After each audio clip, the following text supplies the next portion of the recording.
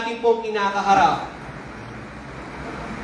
doon pa lang masusubukan kung gaano nga ba kalalim ang ugnayan at relasyon natin sa Diyos.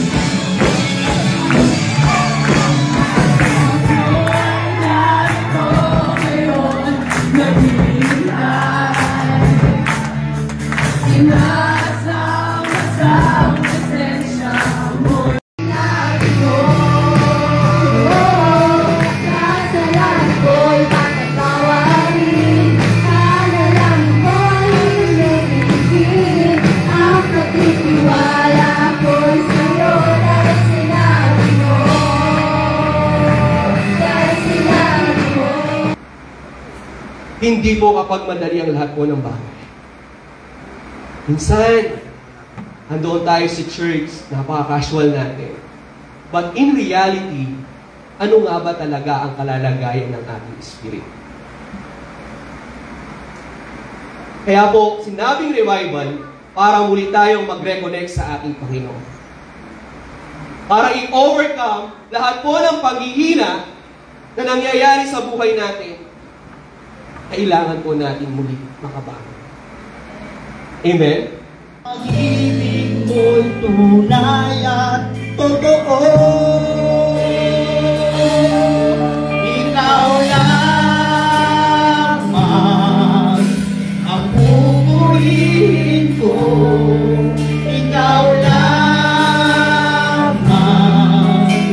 ang sasambahin ko.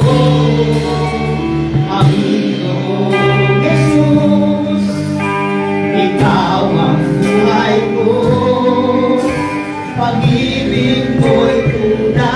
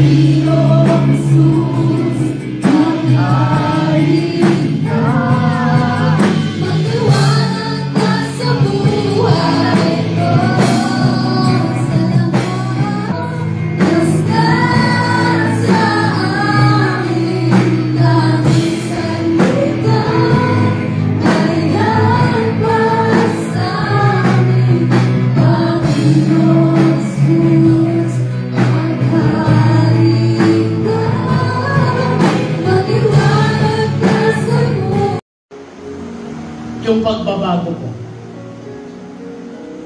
Ang daming proseso, trials sa buhay.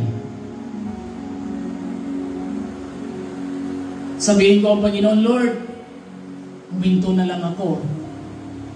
Kasi lahat ng discrimination, persecution, na sa akin, natanggap ko na. Pero ang nasa isip at puso ko, never give up. Pangarap ko'y nabibigo, maging lakas ng puso ko'y nalalago. O Jesus, pagkain mo, ang tanging di nagbabago. Pakinggan mo ang awit ko,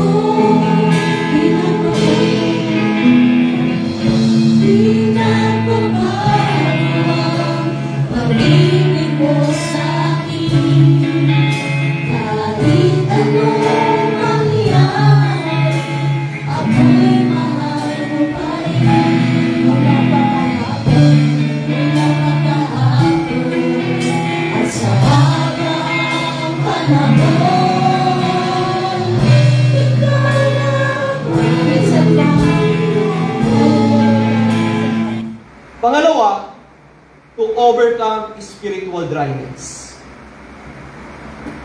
Mananampalataya tayo pero minsan parang ang tingin natin ang layo ng Panginoon. Ang layo po ng agwat ng bawat distansya natin. Minsan parang sagad ka na. Kahit okay tayo panlabas pero sa kaloob-looban, merong sinisigaw. Hindi natin mahanap ang presence po ng Panginoon.